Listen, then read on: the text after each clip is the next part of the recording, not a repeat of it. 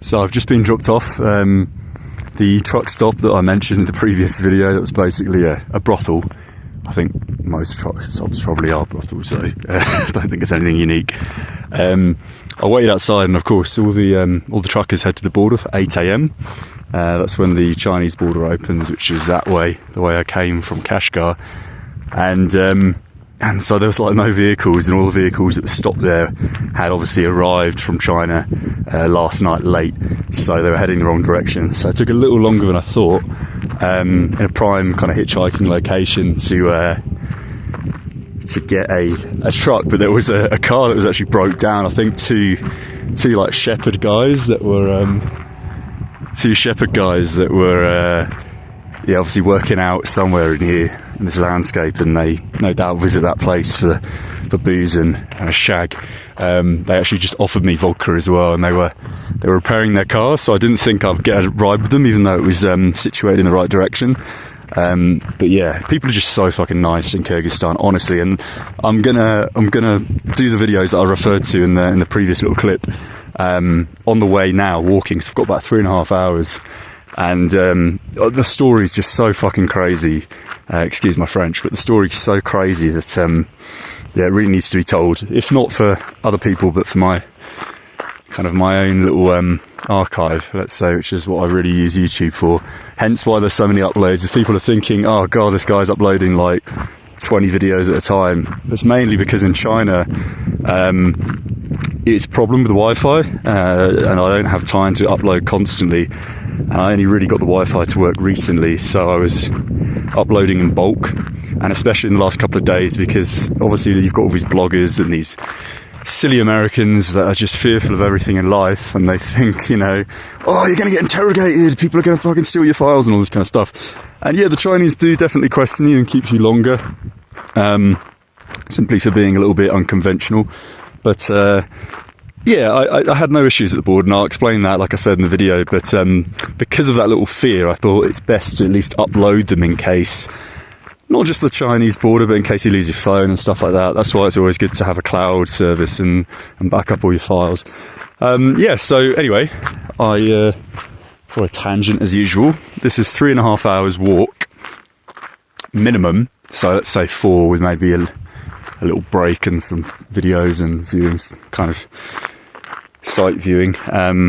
So the time now, I believe, I haven't checked actually, but the time I think is about 9:30. So yeah, the aim is to get there for around 1:30.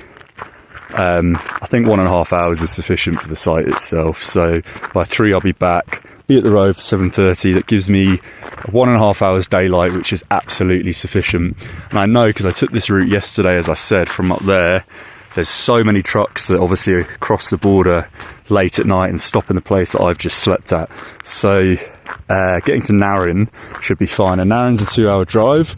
I've actually booked 5 nights in Narin, but from the 2nd, and today's the 1st. So either I book an extra night, which I can do, I've got mobile data, or the other plan is there's actually a castle halfway between here and Narin that I did want to see when I was also last in Kyrgyzstan.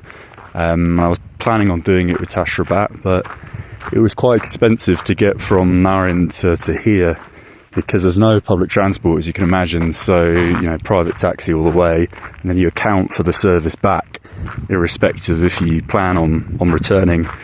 So, it is pretty pricey even for Kyrgyzstan. And Kyrgyzstan's not, it's not as cheap as China, it's not as cheap as Uzbekistan, even Kazakhstan in certain places. It's becoming quite pricey, and understandably, obviously it's quite a rugged rural country, costs more to get, materials from A to B, and it's a tourist hub, so, that's the way it goes. But, yeah, so I may stop at that castle on the way. I've got 1,000 som in my wallet, and that is it. So I'm relying on free rides, which is really easy with the chuckers, and they're all super nice. So yeah, that should be sufficient. Got to pay $150 for the entrance fee, assuming this place is even open. It is 1st of April, so who knows, maybe today is the first of the season.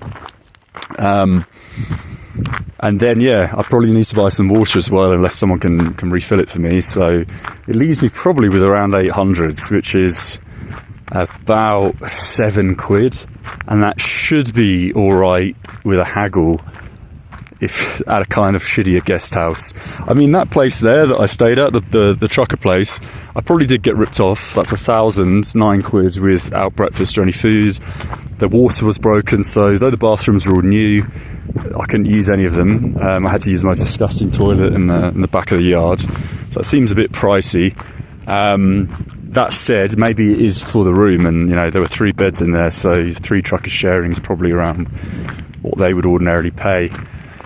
And yeah, so let's hope that goes well. I'm always optimistic. You don't need money in your wallet, especially nowadays with technology. When you've got WhatsApp and you've got mobile data, and I'm lucky I've got all this eSIM credit, so I'm pretty pro now when it comes to making sure I've got multiple eSIMs downloaded from different providers before I cross the border, because as much as we might say our technology, it sucks, it ruins the experience of kind of off-road backpacking,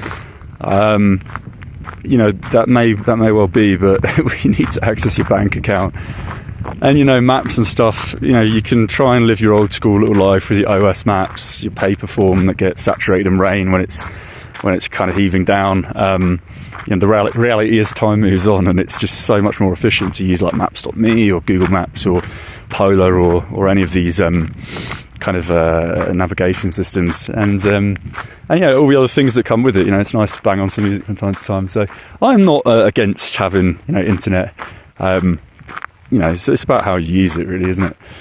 Anyway, so I'll leave it there, and I'm gonna probably in an hour or so start the second part of the video that was cut off that you may have seen. I think it was a 24-minute vid. And then the room that I thought was private, because they told me it was private, a guy knocked on the door and he was staying in the room with me, so that's why that video got cut short. But yeah, I'll leave it there.